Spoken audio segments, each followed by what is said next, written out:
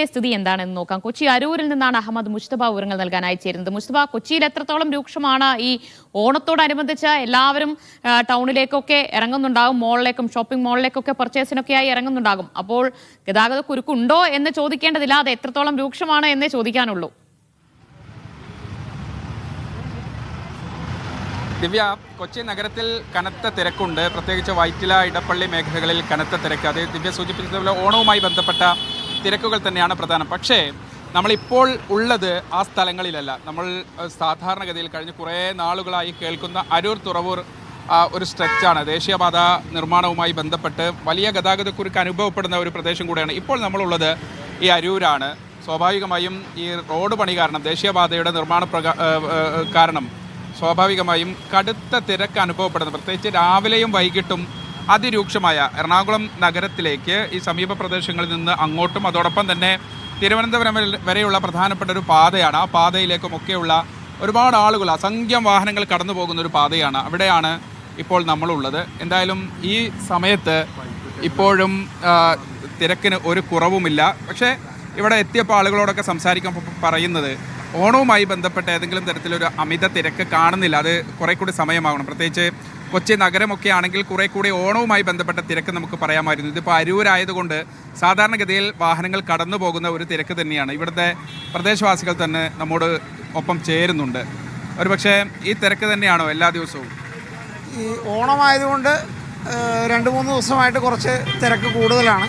ഇവിടുത്തെ തിരക്ക് കൂടാനുണ്ടായിരിക്കുന്ന പ്രധാന കാരണമെന്ന് പറഞ്ഞാൽ ഈ സ്റ്റോപ്പിനെ സംബന്ധിച്ചിടത്തോളം ആണെങ്കിൽ ബസ്സുകൾ നിർത്താൻ വേണ്ടിയിട്ട് ശാസ്ത്രീയമായ അവൈലബിൾ ആയിട്ടുള്ള പ്ലേസിൽ തന്നെ ശാസ്ത്രീയമായ സംവിധാനം നാഷണൽ ഹൈവേ അതോറിറ്റി ഒരുക്കിയിട്ടില്ല. ഉള്ള സ്ഥലത്തിൻ്റെ പരിമിതിയിൽ തന്നെ നമ്മൾക്ക് ഈ ബസ് സ്റ്റോപ്പിനെ കൃത്യമായ രീതിയിൽ സംവിധാനം ചെയ്യാൻ കഴിയുന്നതാണ്. അതിന് അവർ മുതിർന്നിട്ടില്ല.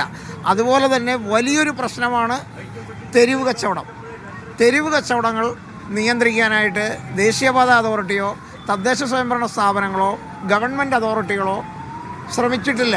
ഇത് ഈ അരൂർ തുറവൂർ പാത നിർമ്മാണ മേഖലയിൽ ഇത് വലിയ പ്രതിസന്ധികൾ സൃഷ്ടിക്കുന്നുണ്ട്. കാറുകളിലും മോട്ടോർ സൈക്കിളുകളിലും യാത്ര ചെയ്യുന്ന ആളുകൾ കടകൾ കാണുമ്പോഴത്തേക്ക് സ്വാഭാവികമായിട്ടും റോഡ് സൈഡുകളിൽ വാഹനങ്ങൾ പാർക്ക് ചെയ്യും. അത് പ്രധാനമായിട്ടും വൈകുന്നേരം സമയങ്ങളിൽ റോഡിൽ ഗതാഗത തടസ്സമുണ്ടാകുന്നതിന് വലിയൊരു കാരണമാണ് ഈ തെരുവ് കച്ചവടങ്ങൾക്ക് തദ്ദേശ സ്വയംഭരണ സ്ഥാപനങ്ങളും ദേശീയപാത അതോറിറ്റിയും ജില്ലാ ഭരണകൂടവും ശ്രദ്ധിക്കണം എന്നാണ് എനിക്ക് ഈ നാട്ടിലെ തിരക്കിനായിട്ട് ബന്ധപ്പെട്ട് പറയാനുള്ളത്.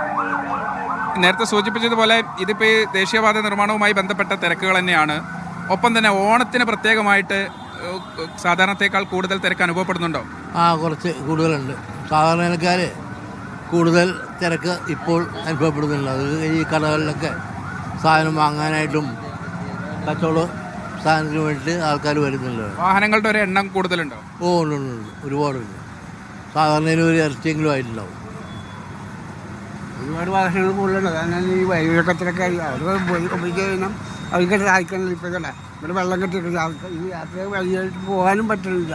എല്ലാം കൊണ്ട് അസൗകര്യമാണ് ഇപ്പോൾ.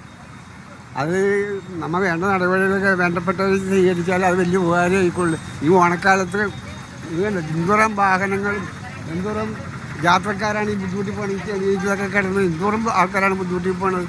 ഇതെല്ലാം നമ്മൾ ജനങ്ങൾ സഹിക്കുന്നതാണ്.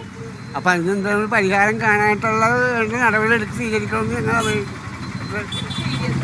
ദിവ്യ, ഇതിനകത്തുള്ളൊരു പ്രശ്നം തിരിച്ചു പോകാൻ പറ്റുള്ളൂ. ഒരു സീരിയസ് ആയിട്ട് ഒരു അസുഖം വരികയല്ലേ, അവരെയും കൊണ്ട് എങ്ങനെ പോകും? അവരെ തിരിച്ച് മരിച്ചു കൊണ്ടുപോകേണ്ടി വരും. ഇതെന്താണ് ഈ കാണുന്നത്? എത്ര മണിക്കൂർ നിൽക്കണം? നേരത്തെ മുതലേ കുറെ കാലമായില്ലേ ഇത് തുടങ്ങിയിട്ട്?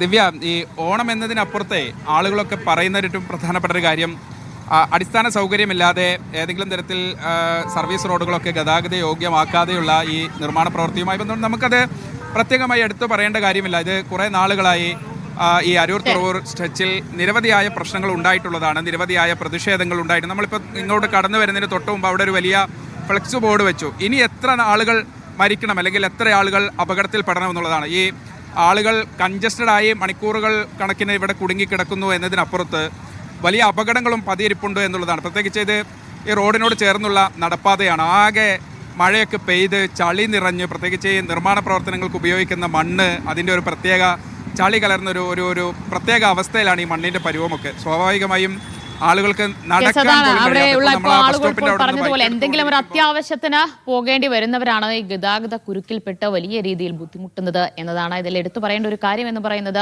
എല്ലാവർക്കും പ്രൈവറ്റ് വാഹനങ്ങളായി, ഒരാളാണെങ്കിൽ പോലും പുറത്തേക്ക് ഇറങ്ങുമ്പോൾ കാർ എടുത്തിറങ്ങുന്നു. അത്രയധികം വാഹനങ്ങൾ നമ്മുടെ നിരത്തിലേക്ക് എത്തുകയാണ്. പക്ഷേ അതിനനുസരിച്ചുള്ള റോഡ് വികസനം, ഗതാഗത വികസനം നമ്മുടെ നാട്ടിൽ നടക്കുന്നുമില്ല. അതാണ് ഇത്രയധികം ഗതാഗത കുരുക്ക് രൂക്ഷമാകാൻ കാരണമാകുന്നത് എന്നതാണ്. അഹമ്മദ് മുജ്തബയും ഒപ്പം ഷബീർ ഉമറുമാണ് വിവരങ്ങൾ നൽകിയത്.